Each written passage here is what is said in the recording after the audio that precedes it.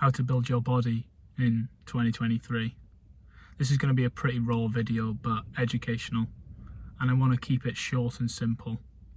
Hopefully it will be very helpful for you new beginners starting your New Year's resolutions, and even for some that have already started the gym but haven't got a personal trainer and have decided to learn things on their own. Sleep and rest, the single most important thing you can do when it comes to building muscle. You can click on any fitness video and they will drill this into you. Getting more sleep is the best thing you can do for your recovery.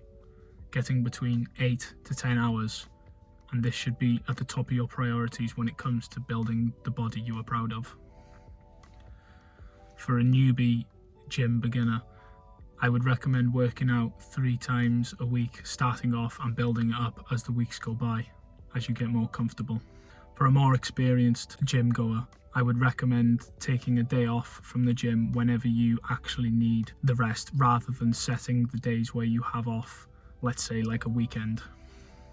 If you don't get the rest your body needs, it will never have time to recover and build back the tissue, and you will burn out a lot quicker. Form.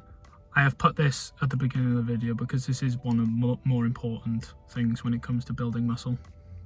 If you have a diabolical form, you're going to end up injured or even training the wrong muscle in some cases.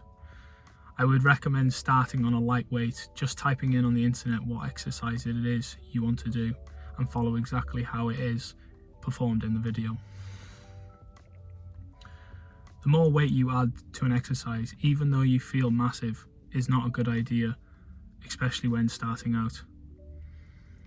Even when you think you have the form down, 9 times out of 10, your form can always be improved. If you're swinging and not being able to control the weight on a concentric and eccentric, then your form is not going to be ideal. The meaning of concentric and eccentric is controlling the weight on the way up and down, lengthening of the muscle and shortening of the muscle. Being able to control the weight both ways will be key to building muscle. When pushing yourself and adding weight, your form won't always be 100%, but the more you practice with that weight, the more your form will improve. Being able to control it more will be an indication you are building muscle. The mind-muscle connection. This will tie in with form. Just actively thinking about the muscle, and in some cases even feeling the muscle with your opposite hand. Feeling it contract makes the movement more intense, which in turn makes a significant increase in building muscle. And there have been studies on this proving this. So this is a big one for you improving your body this year. Focus on the mind-muscle connection. For frequency, try to hit the muscle group twice per week. For a more experienced lifter, it can be up to 4 times per week. For intensity, from set to set, take it 1 to 3 reps from failure. Failure is where your whole body is literally shaking on your last rep and you cannot push or control the movement anymore. For volume, 10 sets per week or 15 plus if possible. Progressively overloading is when you gradually increase the stress placed upon the body. Adding more weight to the exercise, adding more reps, or making the movement more intense by slowing it down and controlling it. And this is called tempo. To get a wider range of muscle growth, from muscular strength to muscular endurance, you'll want a mixture of exercises with heavier weights and lower reps for strength, and a mixture of exercises with lower weight and higher reps for endurance. When it comes to creating your own workout plan, you will want to focus on the muscles that are going to make you look more aesthetically pleasing.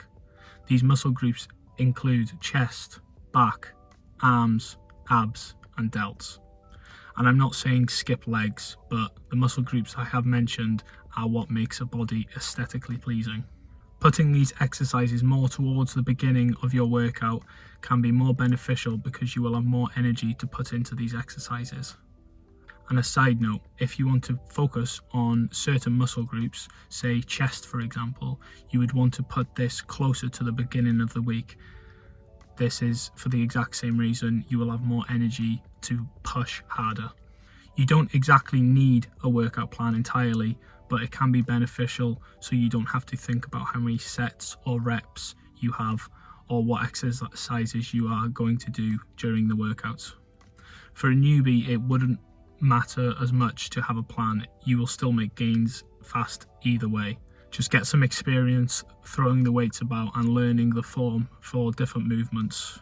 You also don't need a PT, but they can be very helpful for getting your form down to the T. When it comes to eating, you hear a lot about cleaning up your diet, abs are 80% diet. For getting lean, this will apply. But when talking about building muscle, as long as you're in a calorie surplus, you will build muscle. But I would say 100% clean it up. Eat more greens, get your proteins, carbs, and fats in. But most importantly, drastically reduce the amount of sugar you are consuming. This makes your cravings almost non-existent and makes eating cleaner a lot easier to manage. Basically, I am saying choose a lean bulk over a dirty bulk. Your body needs the right amount of fuel to burn and use to repair the body and muscles. When we are talking about building muscle, you need to be either maintaining weight or in a slight surplus to build muscle. You cannot build muscle while in a deficit. I've tried and many others have, and it does not work. You can build muscle by dirty bulking, but just because of the sugar consumption, I would always recommend a lean bulk. Do your research on calories, calorie maintenance, calorie surplus, and calorie deficit. It will give you a rough estimate on how much you should be consuming. And for a calorie deficit, you then minus 200 or more to be in a deficit.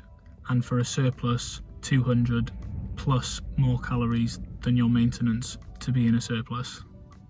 Do your research on these. Learn about macronutrients and what each one does for the body. When it comes to taking supplements, I would recommend creatine, protein powder, and vitamin D. There are not much more you need for building muscle.